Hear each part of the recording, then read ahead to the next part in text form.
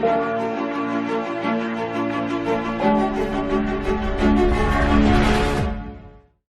حوالہ میں 5 وجوہات بیان کی گئی ہیں کہ کیوں برہ جو ہے وہ حمد و ثنا، تعریف اور پرستش کے لائق ہے۔ پہلی بات یہاں پر بیان کی گئی کہ وہ ذبح ہوا۔ ہمارے گناہ اس قدر زیادہ تھے کہ مسیح کو خود ذبح ہونا پڑا، خود مصلوب ہونا پڑا، ہمارے خاطر قربان ہونا پڑا، کیونکہ بغیر خون بہائے معافی نہیں ہے۔ اور خدا چاہتا تھا کہ اپنے پیارے بیٹے خداوند یسوع مسیح کے پاک اور پوتر خون کے وسیلے سے ہمیں بچا لے۔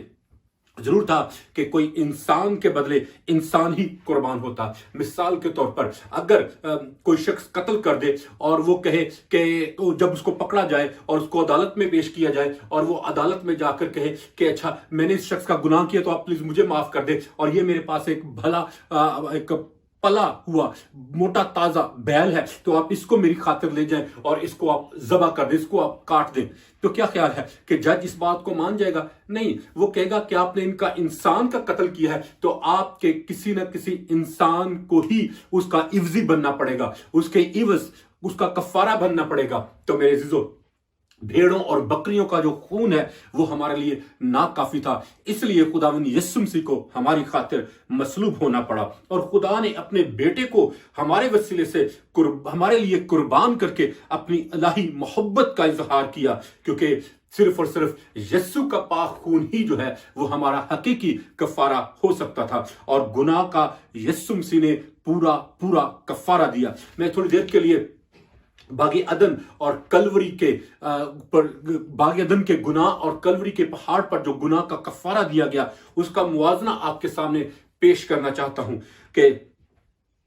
جس ذہن سے ہوا نے اس ممنوع پھل کو کھانے کے بارے میں سوچا، اس ذہن کے اوپر، اس سر کے اوپر کانٹوں کا تاج پہنایا گیا، اور اس طرح ذہن کے تمام گناہوں کا کفارہ دیا گیا۔ جن آنکھوں سے اس نے اس ممنوع پھل کو کھانے کے بارے میں دیکھا، کلام مقدس میں لکھا کہ یسوع کی آنکھوں پر پٹی باندھ کر اس کے منہ پر تماچے مارے گئے، اور یوں یسوع نے آنکھوں کے سارے گناہوں کا کفارہ دیا۔ جس منہ سے اس ممنوع پھل کو کھایا، اس منہ پر سرکہ پلایا گیا، اور جن ہاتھوں سے اس پھل کو ممنوع پھل کو پکڑا، ان ہاتھوں میں کیل ٹھونکے گئے، اور جن پیروں سے وہ چل کر گئی اس پھل کو کھانے کے لیے، ان پیروں میں کیل ٹھونکے گئے، اور جس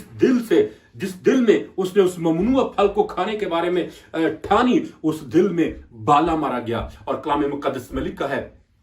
کہ جب یسوع مسیح کے پسلی میں بالا مارا گیا تو اس کے دل میں سے خون اور پانی بہ نکلا۔ اور آج یہ بات میڈیکل نے ثابت کی ہے کہ جب انسان اس کرب کی حالت میں ہوتا ہے تو اس کے دل کے اندر جو اس کا جو خون ہے اور اس کے بدن میں جو خون ہے وہ پانی اور خون جو ہے وہ الگ الگ ہو جاتے ہیں۔ تو میرے عزیزو،